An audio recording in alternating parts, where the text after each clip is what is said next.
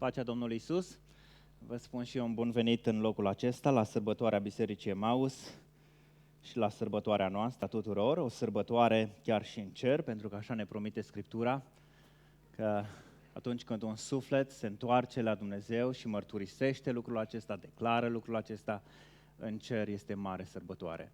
Seara aceasta avem 5 persoane care vor declara pe Domnul Iisus Hristos ca Domn și Mântuitor al vieții lor în apa botezului și ne bucurăm enorm de mult să vedem modul frumos în care Dumnezeu continuă să lucreze în viețile oamenilor. Pentru seara aceasta pornesc de la un singur verset pe care vreau să-l citesc în Evanghelia după Marcu, capitolul 16. De fapt, am să citesc 2 versete, 15 și 16.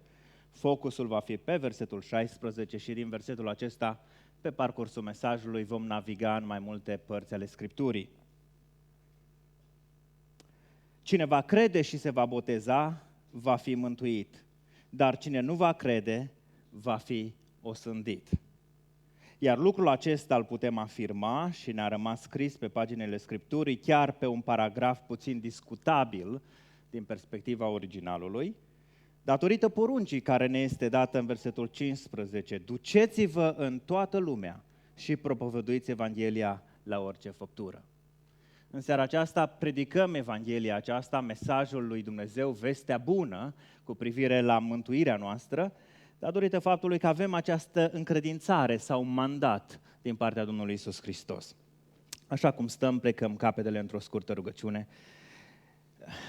Doamne Tată, și în seara aceasta ne recunoaștem neputința, slăbiciunea, neștiința și recunoaștem, Doamne, că avem nevoie de Tine. Avem nevoie de Tine în înțelegerea cuvântului Tău, în aplicarea cuvântului Tău, în predicarea cuvântului Tău, în tot ceea ce facem în viața aceasta. Îți mulțumim, Doamne, că ni l-ai dat, îți mulțumim că avem șansa să ne bucurăm de a fi parte din familia Ta, de a cunoaște acest cuvânt, de a-l proclama, de a-ți aduce închinarea așa cum am făcut-o până acum și continuăm să o facem. Toate acestea le facem în numele Domnului Iisus Hristos, pentru gloria Ta și zidirea bisericii Tale. Amin. Dacă ne-ar fi dată șansa să putem călători în timp și am alege să mergem în urmă cu 2000 de ani pe vremea Domnului Iisus și n-am face nimic altceva decât să ascultăm conversațiile oamenilor, chiar printre evrei, greci, romani la vremea aceea, fiind o perioadă și o zonă în timpul Domnului Iisus Hristos multiculturalizată, așa cum o trăim noi astăzi în Birmingham, cu națiuni din toate colțurile lumii, adunate chiar în zona aceea a Ierusalimului, a lui Israel. Și am ascultat și am trage cu urechea la conversațiile oamenilor. În aproape fiecare conversație, timp de o zi, vei auzi repetându-se un cuvânt. Un cuvânt grecesc, baptizo, care pentru noi astăzi tradus înseamnă botez. Dar nu l-ai auzi foarte des pomenit în conversațiile lor, așa cum ne-am așteptat noi, reflectând un act religios, o practică a bisericii, așa cum o cunoaștem astăzi, ci în conversațiile de zi cu zi. Ai asculta femeile vorbind și spunând, azi dimineață mi-am botezat hainele, și ar explica, fie le-am spălat pentru că le-am înmuiat în apă, sau le-am vopsit, le-am scufundat într-o soluție cu vopsea, așa cum foloseau bunicii noștri, ceapă și alte plante, se foloseau și atunci. Și ai fi auzit probabil pescarii vorbind, din păcate, îl cunoști pe cutare și cutare, da, azi noapte și-a botezat corabia. Cum? S-a scufundat corabia, în timp ce s-au dus la pescuit. Ba chiar ai fi auzit că un om a murit prin botez. Și există un istoric evreu care în scrierile lui relatează moartea unui om prin botez. Dar nu botezul pe care îl vom vedea în seara aceasta. Nu vă speriați. Ar fi spus cu tare și cu tare, s-a scufundat în mare, s-a înnecat, s-a botezat. Era termenul acesta. Cum ar spune frații noștri din Moldova, l-au vârât pe unul în apă. Pentru că puteai să ucizi pe cineva prin botez. Deci în vremea de atunci, acest cuvânt era folosit cu o multitudine de funcții, descriau diverse activități sau experiențe zilnice ale oamenilor. Dacă ai fi vrut să fierbi un ou, îl botezai în apă, îl scufundai în apă și apoi îl fierbeai. Astăzi termenul s-a volatizat și a căpătat alte valențe și cred că este foarte neclar pentru foarte mulți. Acum, diferite biserici practic diferite ritualuri sau au diferite practici cu privire la botez, diferite. Și de aceea în seara aceasta chiar mi s-a sugerat că ar fi bine să mă întorc la o predică de-a mea mai veche, pe care nu cred că am ținut-o niciodată aici la Emaus. Probabil că în timpul actului botezului aș fi amintit câteva lucruri, dar am ținut-o în network și am ținut-o mai de mult undeva în Republica Moldova, în Chișinău chiar. Va fi o expresie nouă a acestei predici, dar forma va rămâne probabil aceeași. Și vreau să ne uităm la semnificațiile botezului nou testamental. Ne vom uita în Scriptură și vom întreba Scriptura ce este botezul și ce semnifică acest botez nou testamental. Aș vrea să vă goliți mintea de tot ceea ce credeți că știți, ales că venim din diferite biserici și chiar culte. Și pentru mulți a rămas așa doar ceea ce ni s-a transmis, o noțiune pe care n-am studiat-o, nu o stăpânim, dar o credem cumva pentru că așa am auzit sau așa am crescut într-o asemenea cultură. Primul lucru pe care aș dori să-l observăm în seara aceasta este că botezul nu este un act facultativ, ci este o cerință divină. Nu este un act pe care îl alegem noi, îl inventăm noi sau îl inventează vreo biserică anume, ci este cerința lui Dumnezeu. Dacă nu este inventat de biserică, atunci întrebarea care se ridică, de ce bisericile au diferite practici și înțelegeri cu privire la acest botez? Nu avem dreptul de autor noi ca biserică, fie că vorbim de biserica ortodoxă, catolică, baptistă, penticostală, creștin după Evanghelie, BER, Biserica Evanghelică Română și așa mai departe. Îl găsim pe paginile Scripturii, cerut de Dumnezeu, și dacă Dumnezeu este acela care îl cere, înseamnă că l-a inițiat și El stabilește termenii. Nu avem voie să tot deviem de la înțelegerea semnificației acestui lucru numit botez.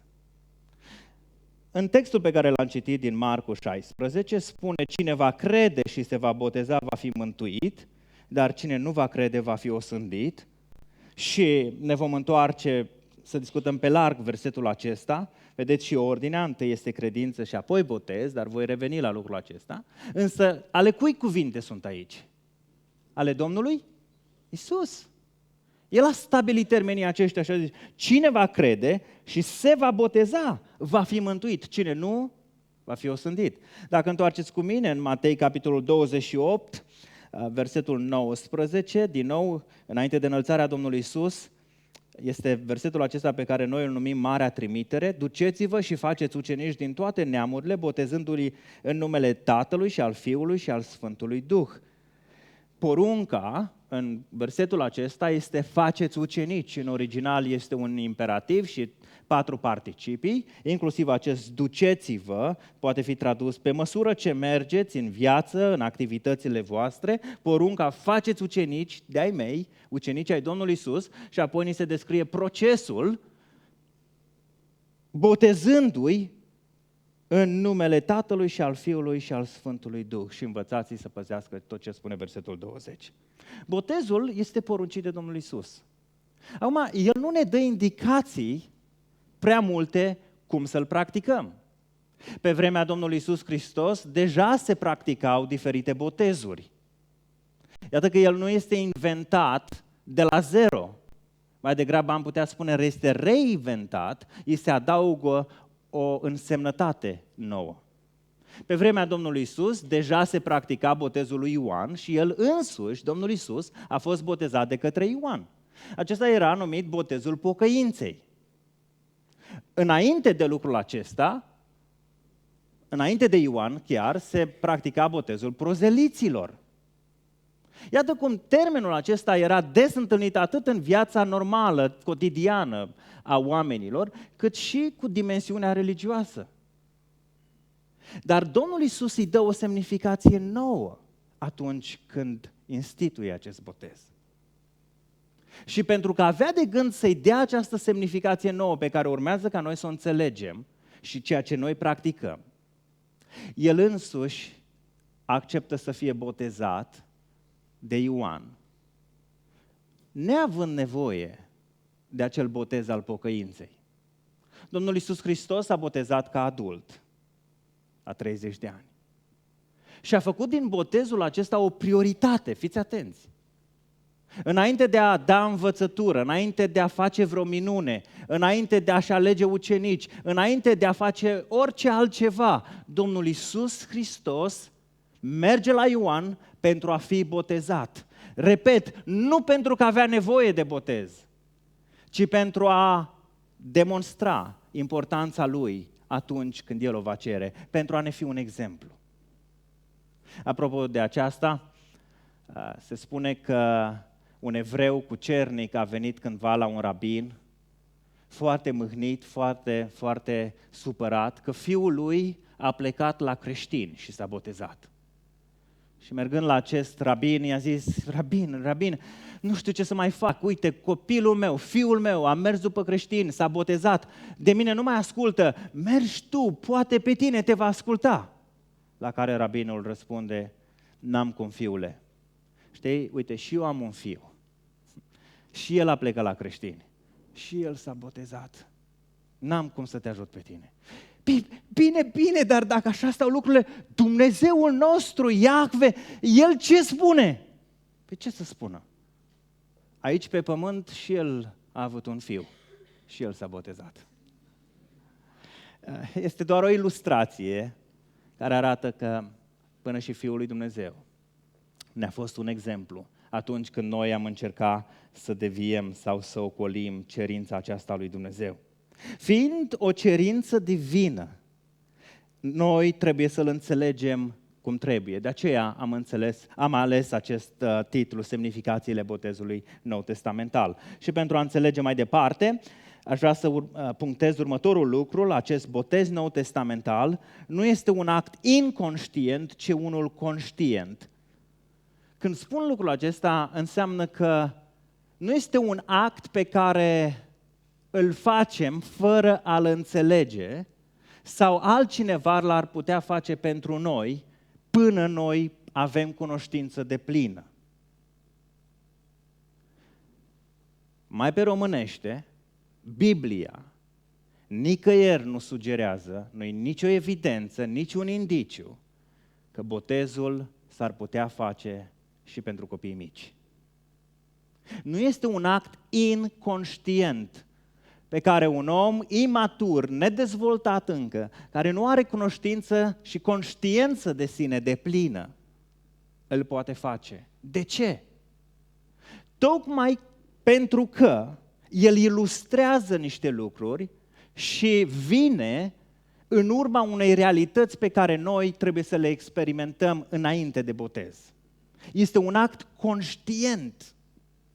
Și aici vreau să vorbesc despre 3 lucruri care preced botezul. 3 lucruri care sunt necesare în viața noastră, evidențe clare, le-am experimentat, înainte de a fi botezați. Singura remarcă pe care aș vrea să o fac înainte să dezvolt aceste 3 lucruri, aș spune că atunci când anumite biserici aleg să practice botezul copiilor mici, fără ca aceștia să aibă înțelegere deplină sau să fie conștienți, Practica aceasta este un atac fundamental la un drept fundamental pe care Dumnezeu ni l-a dat atunci când a decis să creeze omul. Libertatea de a alege. Liberul arbitru. Ne-a dat Dumnezeu acest drept și a asumat acest risc. Datorită lui, omul i-a întors spatele în grădina Eden.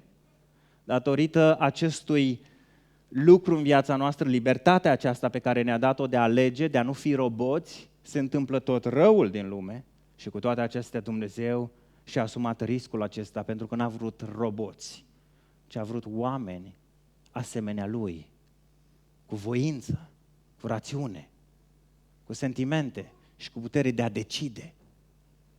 Iar când noi cerem sau impunem copiilor, pentru că de fapt nici nu îi întrebăm, ipotezăm, atacăm acest drept pe care Dumnezeu l-a dat, libertatea de a decide singuri. De ce noi practicăm botezul oamenilor mari? Pentru că așteptăm clipa când sunteți maturi și suficient de copți să luați o decizie, să o înțelegeți. Și ea vine, repet, în urma câtorva experiențe. Iată-o pe prima. Ne întoarcem la Marcu 16:16. Cine va crede și se va boteza, va fi mântuit. Nu cine se va boteza și apoi poate va crede. Peste ani și așa mai departe. Biblia spune clar cine va crede și se va boteza. Acum, ce este această credință? Ca și botezul, iarăși putem vorbi despre credință în multe feluri și oamenii o înțeleg în diferite moduri și trebuie să vedem care este credința mântuitoare sau credința biblică. Este credința mântuitoare și apoi, bineînțeles, este umblarea credinței omului mântuit, omului matur deja în Hristos. Dar credința mântuitoare, dragii mei, nu este simpla acceptare intelectuală a unor adevăruri. Foarte mulți se rezumă la lucrul acesta și se mulțumesc că ei cunosc, că la nivelul rațiunii, a minții, au înțeles niște lucruri legate de spiritualitate, legate de Dumnezeu, legate de Scriptură, că unii le amestecă, că unii nu le înțeleg pe deplin, dar știu câte ceva și totuși sunt mulțumiți. Venind dintr-o lume, din țară, din România, din Moldova, cei mai mulți dintre noi, care ne mulțumim doar cu faptul că suntem parte dintr-un popor creștin, că suntem din strămoși și doar că ne-am născut e suficient. Ori lucrul acesta nu este credință și lucrul acesta nici pe departe nu este credința mântuitoare. Simpla înțelegere chiar a acestor adevăruri spirituale nu mântuie. Și o să mă întorc puțin la lucrul acesta puțin mai târziu. Dar în Ioan, capitolul 1, versetul 12, evanghelistul Ioan ne spune clar care este această credință mântuitoare. Versetul 12 din capitolul 1. Dar tuturor celor ce l-au primit, adică celor ce cred în numele Lui, le-a dat dreptul să se facă copii al lui Dumnezeu. Născuți nu din sânge, nici din voia firilor, nici din voia vreunui om, ci din Dumnezeu. Ce înseamnă credința pe baza acestui verset? Cu foarte mulți de aici din biserică deja am discutat în grupuri și personal, deci aștept răspuns. Ce înseamnă credința potrivit acestui verset? Îl vedeți pe ecran? E suficient să spui există, știu că există? E suficient să afirmi că ai credință? Ce spune versetul? 12, nu-i versetul bun, Cristi. 12. Dar tuturor celor ce l-au primit, adică celor ce? Da, inversați. Dar tuturor celor ce cred, adică celor ce l-au primit. Credința mântuitoare nu este înțelegerea unui concept, unei teorii, unor ritualuri. Nu-i suficient să crezi că există tot ceea ce Biblia descrie despre rai și iad. Nu-i suficient să crezi că Iisus Hristos este Fiul lui Dumnezeu, că a venit în lumea noastră, că a murit și a înviat și s-a înălțat. Nu-i suficient să crezi. Asta nu mântuie. Tocmai asta te va judeca și mă va judeca. Credința mântuitoare este să-L primești, dar tuturor celor ce L-au primit, o persoană, să-L accepți în viața ta. Și aici știu că e multă dezbatere pentru cei care urmăriți teologia și citiți teologie sistematică și așa mai departe. Și oamenii caută să împace cum Dumnezeu în suveranitatea Lui alege, mântuie, dă har, nemeritat, și noi totuși avem parcă responsabilitatea aceasta de a-L primi, de a ne așeza sub autoritatea Lui. Și Biblia vorbește în egală măsură de amândouă. Da, Dumnezeu în harul Lui a inițiat mântuirea. În harul Lui L-a trimis pe Hristos să moară pentru noi, pentru păcatele noastre. În harul Lui L-a înviat și a biruit asupra morții și asupra păcatelor. În harul Lui, mânia lui Dumnezeu s-a deslănțuit la cruce și Iisus Hristos a fost făcut păcat pentru noi, a murit pentru toți. Dar eu sunt chemat să primesc, să-mi însușesc ce a făcut El pentru mine. Să nu recunosc doar intelectual și nici măcar să afirm că am credință. Simpla afirmare că ai credință nu ajută. Și aici ne putem ușor înșela, mai ales că astăzi începe să fie o modă a spiritualității și găsiți și pe YouTube și cărți de self-help și așa mai departe, cum puterea afirmațiilor, atracției, legea atracției și cei care mai citiți astfel de lucruri. Dragii mei, da, sunt niște lucruri valide în toate astea. Dar nu e suficient nici să accepti că există, nici să afirmi, atâta vreme cât n-ai substanță, cât nu ai fundament. De aceea Iacov e foarte serios când vine vorba despre credința mântuitoare sau credința autentică și vreau să punctez lucrul acesta. În Iacov, capitolul 2, a doua parte a capitolului, este acel capitol pe care mulți l-au ocolit. Martin Luther a crezut că n-are cum să fie inspirat de Dumnezeu, de aceea a respins chiar epistola către Iacov, lui Iacov, către evrei împrăștiați. Și a avut probleme în înțelegerea acestui concept. Iacov aici, în capitolul 2, nu vine și ne prezintă o dezbatere între credință și fapte, care e mai mare și care are mai multă importanță, ci Iacov vorbește despre o credință care lucrează, despre o credință care e demonstrată, despre declarații însoțite de dovezi, despre afirmații însoțite de acțiuni. Și el vine și spune: frații mei, ce-i folosește cuiva să spună, să declare, să afirme că are credință dacă n-are fapte? Poate oare credința aceasta să-l mântuiască? Și apoi vine și spune: dar dacă un frate sau o soră sunt goi și lipsiți de hrană de toate zilele și unul dintre voi le zice: duceți-vă în pace, încălziți-vă și săturați-vă, fără să le dea ce le trebuie trupului. Și el nu spune că, uite, credința autentică se manifestă așa, dacă nu faci acte de milostenie nu ajută, ci dă doar o ilustrație și spune: dacă acum vine un om lihnit de foame și tu îi spui: du-te în pace, afirmă că ești sătul, afirmă că ai burta plină, fii binecuvântat și pleacă de aici. Ajută? Deci el îi folosește dacă nu îi dai și o bucată de pâine? Tot așa și credința, dacă nu are fapte, dacă nu e însoțită de ceva concret, este moartă în ea însăși. Și apoi, după ce mai argumentează Iacov, vine și spune: știi ceva, tu crezi că Dumnezeu este unul și bine faci, dar și dracii cred și se înfioară. Dar e o problemă. Ei cred mai mult decât noi. Ei l-au văzut, ei îl văd pe Dumnezeu. Dracii au văzut frumusețea lui Dumnezeu de la început. Au asistat când l-a creat Dumnezeu pe Adam, când l-a format din țărână. Au văzut când a făcut-o pe Eva. Au văzut toate minunile lui Dumnezeu. Și dacă acum am întrebat un demon, tu crezi în Iisus Hristos că El este Fiul lui Dumnezeu, ce v-ar spune demonul?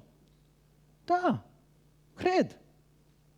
Și crezi că a murit pe cruce și a plătit pentru toate păcatele lumii? Da, a murit. Noi am orchestrat asta. Și crezi că a înviat? Din păcate, da.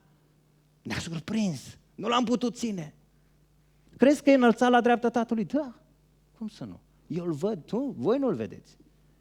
Și la urmă îi zice, bun, dacă toate astea îl acceptați pe Domnul Iisus ca Domn și Mântuitor al vieții voastre?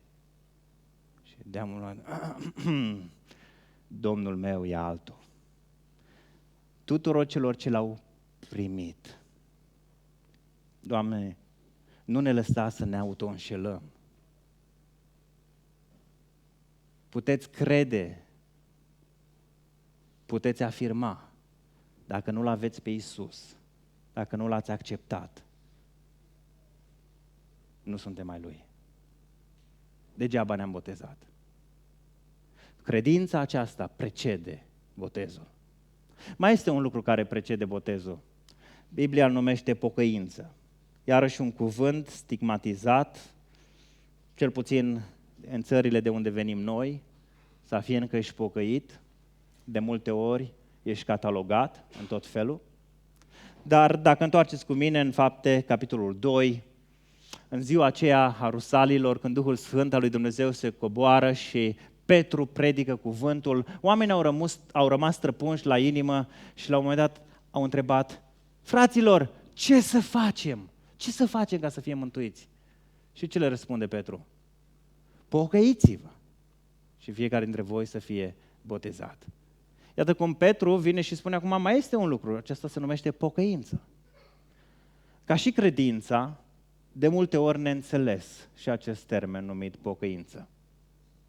Pentru evrei avea o semnificație, întoarceți-vă la Dumnezeu, tășubah, un om care era îndepărtat de Dumnezeu, apuca pe calea idolatriei în vechime, Dumnezeu își trimitea liderii săi, prorocii și predicau, întoarceți-vă la Dumnezeu. Și oamenii se întorceau spre Dumnezeul lui Israel, pe care îl cunoșteau. Dar în Noul Testament, când Petru predică, folosește un termen grecesc. Și în Noul Testament, peste tot, pentru acest cuvânt numit pocăință, este un termen pe nume metanoia. Metanoia nu mai înseamnă întoarcere la Dumnezeu, pentru că dacă ai fi spus asta grecilor, ei ți-ar fi spus care din ei? Avem mulți. Și atunci a fost nevoie de un termen nou, metanoia. Termen care mai târziu, cel puțin pentru noi românii și frații români din Moldova, tradus pocăință, a trecut prin slavonă, pokahiti, kahiti însemnând căință, pokahiti, căință profundă. Ceva ce în primul rând adresează sentimentele. Fiind latin, probabil în român a prins mai bine. Căință, să-ți plângi păcatul. Pocăință înseamnă să regreți, frate și soră. Și are o dimensiune, dar nu e suficient să înțelegem lucrul acesta. Am folosit în trecut și eu diferite cuvinte și ușor de amintit, am zis eu 3 râuri. Astăzi nu mai sunt 100% mulțumit cu aceste 3 cuvinte și atât. Primul râ era să recunoști că ești păcătos, că sunt păcătos, că am nevoie de Dumnezeu, să regret, să-mi pare rău și apoi să renunț, să las în spate viața aceea și stilul de viață. Recunoaștere, regret, renunțare. Dar termenul în limba greacă, în originalul lui, înseamnă schimbarea a ce? Schimbarea minții, schimbarea gândirii. Vedeți că de la căință, regret, emoții, la minte și schimbarea minții e cam o mare diferență. Și la noi, la români, de cele mai multe ori, vă spun, am ascultat în predici, în abordarea noastră a românilor, cel mai mult partea aceasta a vinovăției, a regretelor. Suntem latini. Și de multe ori n-a funcționat. Plângem la biserică și luni acționăm altfel. Pentru că emoțiile sunt foarte oscilante și schimbările reale în viața noastră nu se produc la nivelul emoțiilor. Se produc la nivelul minții și a gândirii. Și interesant, aceia dintre voi care sunteți curioși să studiați mai mult, vedeți câtă discuție are loc astăzi, chiar în rândul oamenilor de știință și a medicilor, psihiatri, psihologi, recunosc că mintea omului este precum procesorul unui calculator și are capacitatea de a rula un software. Că în mintea omului contează mult ce torni, ce informație pui și modul în care mintea procesează acea informație se răspândește apoi și la nivelul emoțiilor și chiar a unor schimbări de ordin fizic. De aceea puterea afirmațiilor și alte lucruri, pentru că toate pornesc aici. Pocăința reală este când începi să schimbi softul minții, sistemul de gândire, fără Dumnezeu. Și începi să torni cuvântul lui Dumnezeu, un nou program, o nouă aplicație necoruptă. Oamenii de știință astăzi fac diferența între subconștient și conștient. Știți ce lucrează cel mai mult, ce determină cel mai mult traiectoria vieții noastre? Conștientul sau subconștientul? Subconștientul. Cele mai multe lucruri, toate automatismele, tot ce facem noi, vin din subconștient. Și de-a lungul vieții, pe lângă ce ni s-a turnat de când am fost mici, părinți, școală, societate, pe unde am crescut, context de viață, noi, ce am trăit, trăiri, ne-am format în subconștientul nostru un set de credințe. Și setul acela de credințe ne influențează viața. De multe ori nu avem explicație de ce facem anumite lucruri. Cei care vă luptați cu anumite fobii, de exemplu, frica de spații închise, de spații mari, de a intra în lift, ceva s-a întâmplat în urma voastră și acolo un subconștient, un software care vă face să vă fie frică, să reacționați într-un fel sau altul. Pocăința, când Biblia vorbește de metanoia, spune reprogramarea minții.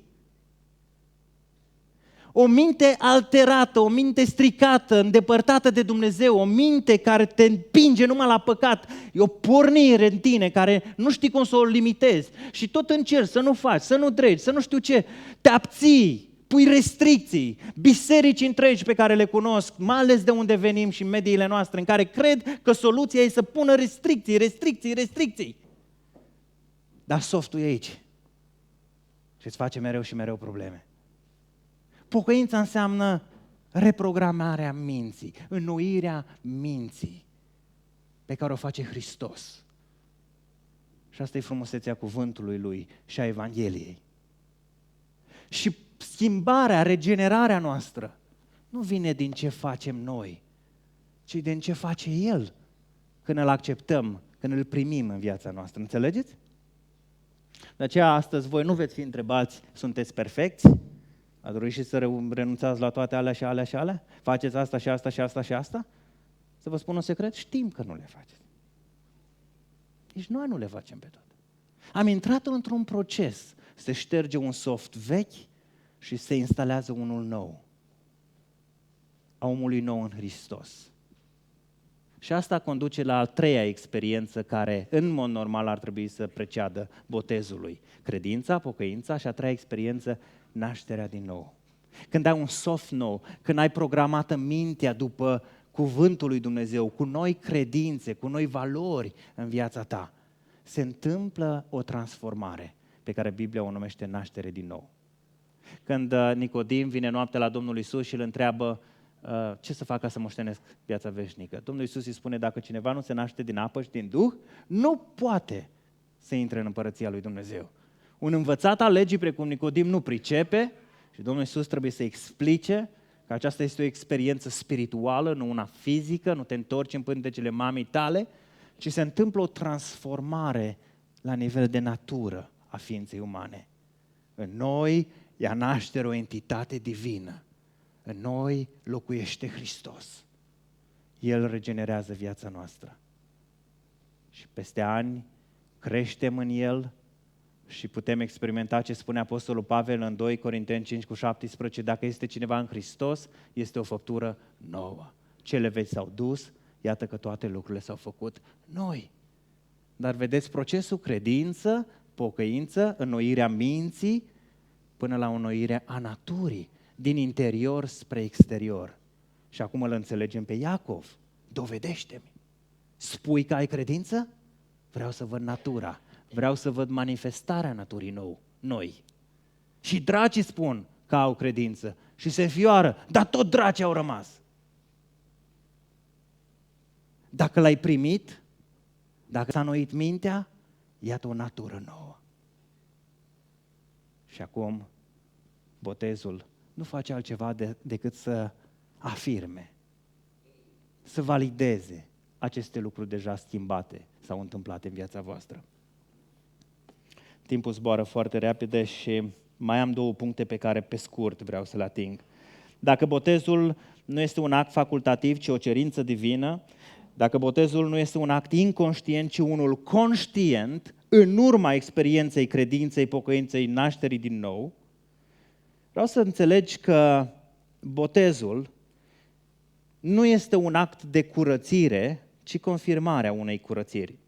În Petru găsim scris în 1 Petru, capitolul 3, versetul 21, partea a doua, vorbindu-se despre botez, care nu este o curățire de întinăciunile trupești, ci mărturia unui cuget curat înaintea lui Dumnezeu prin învierea lui Iisus Hristos. Deci botezul nu este o curățire de întinăciunile trupești, ci mărturia unui cuget deja curățit.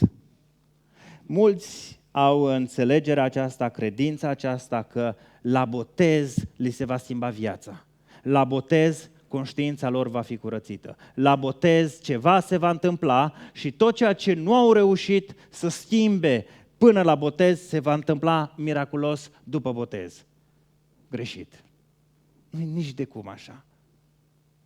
Secretul stă în ceea ce am vorbit mai devreme. Așezarea ta sub domnia lui Hristos. Acceptându-L prin credință.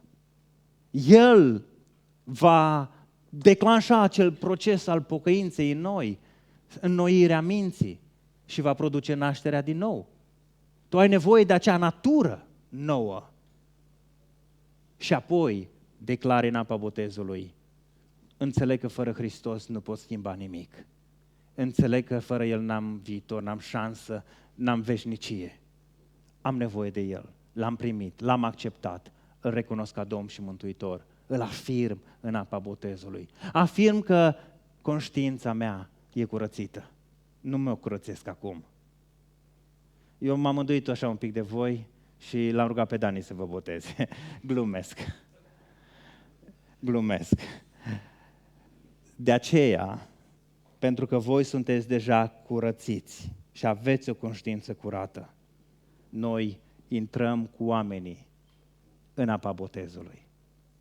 Îi botezăm, pentru că lucrul acesta nu face decât o reflectare, o demonstrare a ceea ce s-a întâmplat până acum. Și în ultimul rând, botezul nu este un act în care ne conformăm, ci unul în care ne consacrăm. Mai ales când sunt copii de credincioși, riscul acesta se poate întâmpla când creștem de mici în biserică și tot vii și l-ai văzut pe cutare și ai văzut pe fratele tău, ai văzut pe vărul, pe verișoara, părinții de acum te întreabă: e timpul, nu? Te gândești și tu la botez? Și hai să mă conformez, hai să o fac și eu. Botezul nu este o conformare, nu. Nu o faceți pentru că vă cere biserica, că o cere părintele tău, un frate, că alții au făcut și așa e frumos, ci prin gestul acesta voi din nou ilustrați faptul că vă consacrați viața în Dumnezeu și lui Dumnezeu. În Marea Trimitere ați văzut că avem expresia aceasta, botezați în numele Tatălui, a Fiului și a Duhului Sfânt. Mă botez în numele Tatălui, a Fiului și a Duhului Sfânt. În Romani 6, Apostolul Pavel vorbește despre faptul că noi prin botez simbolic murim, când ne cufundăm, murim împreună cu Hristos și când ne ridicăm din apă, simbolizăm faptul că am înviat împreună cu Hristos în dimensiunea spirituală. Ambele textele acestea indică spre faptul că prin botez noi ilustrăm faptul că ne-am identificat împreună cu El. Ne-am identificat cu Hristos. Ne identificăm cu Dumnezeu, Tatăl, Fiul și Duhul Sfânt.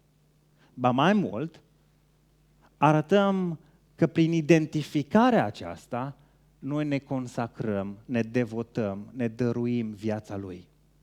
În vremea aceea în care Domnul Iisus Hristos a poruncit botezul și după aceea s-a practicat un lucru, pe lângă botezul prozeliților și alte tipuri de botez. Se mai întâmpla ca uneori anumiți ucenici care stimau atât de mult pe învățătorii lor, rabii din vremea aceea, încât la un moment dat cereau să fie botezați în numele Lui. Când se botezau în numele acelui rabi, acelui învățător, ei se identificau cu El și într-un fel spuneau, de aici încolo suntem consacrați, ne devotăm deplin, lăsăm totul în urmă, suntem ai tăi, îți aparținem, investește în noi. Și Domnul Iisus schimbă dimensiunea și înțelegerea botezului, dar putem păstra această înțelegere, ne identificăm cu El, ne devotăm pe deplin, îi aparținem. Consacrare poate fi înțeles și printr-o altă experiență pe care în trecut sclavii o puteau avea. De exemplu, cred că am mai spus o dată aici în biserică, când s-a abolit sclavia în anumite părți ale lumii și unii robi plecau, erau liberi, alții erau așa atașați de stăpânii lor încât, deși știau că pot fi liberi, ei au ales de bunăvoie să rămână în sclavie, în devotament față de stăpânul lor. Numai că statutul lor se schimba. Și când stăpânul venea și spunea, uite, aici e certificatul tău de om liber, tu poți să pleci, poți să faci ce vrei tu. Robul acesta spunea, stăpâne, te iubesc, țin la tine, am petrecut atâta timp în casa ta, tu ești extraordinar pentru mine, eu vreau să rămân în casa ta. Atunci stăpânul rupea actul acela sau înțelegerea pe care ar fi putut-o avea și practica o alta. Îl lua pe rob și la bucat de ureche îl ducea la tocul ușii și străpungea urechea. Și era un semn aparte. Și prin semnul acesta robul era identificat ca unul care a avut libertatea, puterea sau capacitatea sau oportunitatea de a fi liber și nu și-a însușit-o și a ales de bunăvoie să rămână în slujba stăpânului. Dar oamenii nu l-arătau cu degetul, n-a știut. Când îl vedeau pe robul acela, știți spre ce se gândeau ei? La ce? Cât de bun e stăpânul. Când robul ăsta era trimis apoi cu bani, cu altă responsabilitate la piață și poate alți robi și alți oameni îi vedeau urechea străpunsă, ei priveau prin urechea aceea, prin omul acela care a avut șansa de a fi liber și își imaginau stăpânul. Și se gândeau cât de bun poate să fie stăpânul lui. Ce fantastic să fie omul acesta încât, uite, robul acesta a ales să rămână în slujba lui. De bunăvoie și-a consacrat viața. Asta faceți voi acum. Ilustrați că voi v-ați consacrat viața lui Dumnezeu. Un Dumnezeu care nu e un tiran, un judecător, unul care stă întotdeauna gata să ne dea în cap pentru orice greșeală, ci un Dumnezeu iubitor, un Dumnezeu măreț, un Dumnezeu fantastic, un Dumnezeu care a făcut tot ce se putea face ca să ne mântuiască, să biruiască păcatul, să ne răscumpere. Și astăzi voi sunteți o mărturie, atât în fața ochilor noștri, a celor văzuți și a celor nevăzuți. E o mărturie extraordinară, așa cum ne vorbește Pavel în Roman 10, despre un Dumnezeu al dragostei, despre un Dumnezeu care ne iubește. Și când alegi să-L urmezi, merită. Și ceilalți care n-ați făcut încă gestul acesta, urmăriți ce va fi aici. Urmăriți-le viața și întrebați-vă, oare ce stăpân, ce Dumnezeu au ei? Ce au văzut, ce au găsit ei în El? Oare nu merită să ne ducem și noi spre acest Dumnezeu? Să-L primim? Să nu ne mulțumim că știm că avem o credință oarbă la nivelul intelectului sau afirmațiilor, dar nu avem fundament pentru credința noastră? Să-L accepți pentru că stă cu mâinile întinse. Și oricine vine din nou spre El, nu doar că va fi mântuit și are o promisiune în cer, cum unii o văd, cine știe când va fi, dar poate experimenta o viață total, radical schimbată aici. Era o viață fără sens, fără scop, fără valoare, neîmplinit. Încerci împlinire în toate lucrurile, nu o mai găsești. Era o viață care te întrebi, mai merită trăită, poate. La o viață împlinită, la o viață extraordinară, din abundență cu Dumnezeu, aici și în veșnicie. Pentru cei care continuă să îl refuze, las doar avertismentul acesta pe care Ioan în Evanghelia lui îl așează în capitolul 3, după ce vorbește despre bunătatea lui Dumnezeu, dragostea lui Dumnezeu și avem acel verset de aur al Scripturii, fiindcă atât de mult a iubit Dumnezeu lumea că a dat pe singurul lui Fiu, pentru ca oricine crede în El să nu piară, ci să aibă viață veșnică. Versetul 18, oricine crede în El nu este judecat, dar cine nu crede a și fost judecat, pentru că n-a crezut în numele singurului Fiu al lui Dumnezeu. Și versetul 36, cine crede în Fiul are viață veșnică, dar cine nu crede în Fiul nu va vedea viața, ci mânia lui Dumnezeu rămâne peste el. Rămâne peste el. Noi toți care nu l-ați, voi toți, haideți să punem foarte clar, care încă nu l-ați primit pe Domnul Iisus, omul care nu l-a acceptat pe Domnul Iisus, trăiește sub mânia lui Dumnezeu și va rămâne sub mânia lui Dumnezeu. Gândiți-vă și în timpul următoarei cântări, în timpul actului botezului, mărturia aceasta, fie ca ea să pregătească tot mai mult și să sensibilizeze inima noastră. Vom mai avea apoi, spre finalul serviciului, o ocazie, chiar la cina Domnului, să ne examinăm viața și de ce nu să luăm o decizie pentru El.